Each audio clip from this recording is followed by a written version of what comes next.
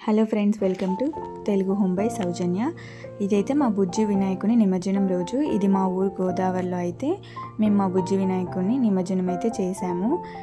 ఇక్కడైతే మేము తీసుకొచ్చే ముందు క్లిప్స్ ఏమీ తీయలేదు. సో ఇక్కడ గోదావరి ఒడ్డున దేవుణ్ణి అయితే అరిటాకు మీద ఉంచేసి కొబ్బరికాయ పూలు అన్నీ పెట్టేసి దేవుణ్ణి అయితే నిమజ్జనం చేశారు మా నాన్న మా చెల్లి.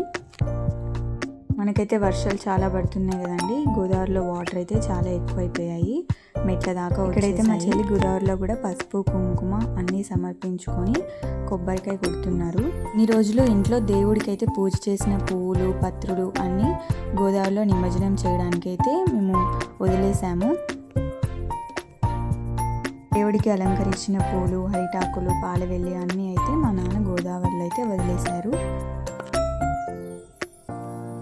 గోదావరిలో అయితే చేపల్ని పడతారు. వెనకాల మనం పడవల్ని కూడా చూడొచ్చు.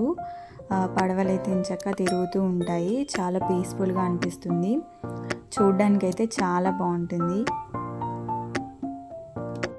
ఇంకా దేవుడి కోసం చేసిన ప్రసాదాలన్నీ దేవుడికి నైవేద్యంగా సమర్పించి దేవుణ్ణి అయితే నిమజ్జన కార్యక్రమం పూర్తి చేశారు. వచ్చే సంవత్సరం ఇంతకంటే ఘనంగా వినాయక చవితిని జరుపుకోవాలని ఆశీర్వదించవయ్యా వినాయక అంటూ మేమైతే గణేషుని నిమజ్జనం అయితే పూర్తి చేశాము. జై బోలో గణేష్ మహారాజ్కి జై అంటూ.